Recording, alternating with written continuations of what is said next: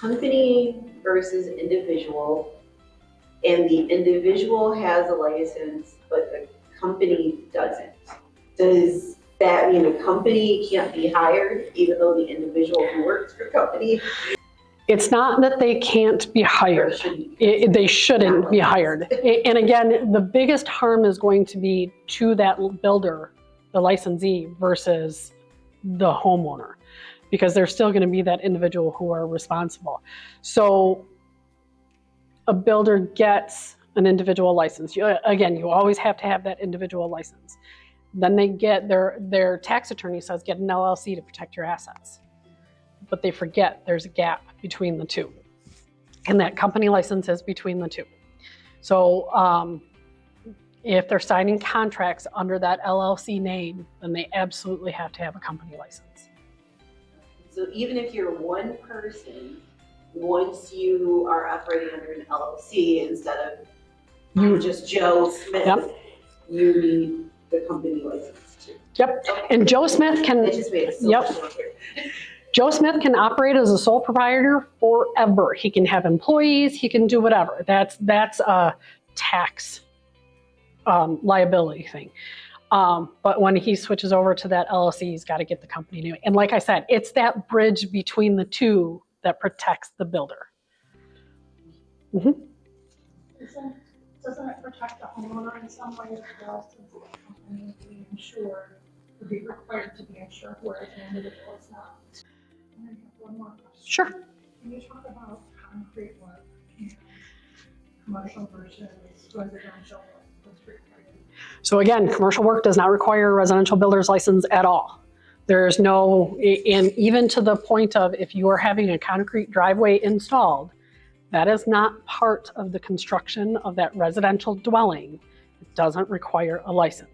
You have guys that do, I've had my own installed stamped concrete pad in the backyard for a pool, just for one of the blow up pools, whatever. Does not require a license. Again, it's not part of the construction of that residential structure. Correct. Yep. Or attached porches, anything that's going to be attached or part of that home. Might be part of your driveway apron that comes out of the garage and part way. But anything beyond that is not going to require a license. Go ahead.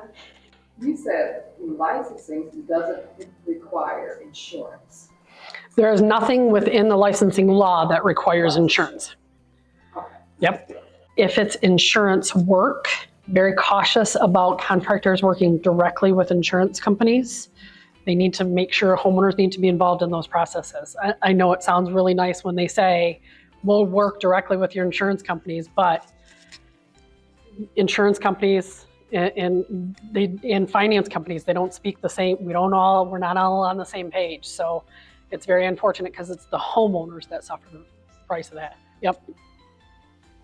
Is there ever an instance commercial licensing is, if I'm understanding correctly, in the whole building space, there's never? No, your electricians, mechanical contractors, plumbers, they're all going to be licensed. So if you build a school, those are going to be your licensees. Again, you're going to have an architect or engineer who is going to do the drawings for the building and make sure the building is constructed to meet code requirements. But the actual guys doing the cement work, because again, large commercial buildings they don't have to have a residential builder license. There isn't a license for them. They may, just because they do some. There's not like a commercial building. No.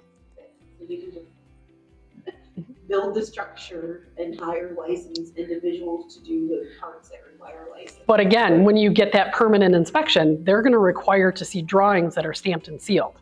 So when those drawings are stamped and sealed by an architect or an engineer, that's your licensee that is saying this is code compliant.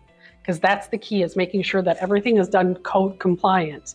It's just who is the one who is assuring that that is being done that way. So on the commercial side, architect, engineer is typically who that is. That's it. Trish, you had a list. Did we get them all? Yeah. Okay. I think you covered in the presentation. Okay. Yeah, I appreciate it.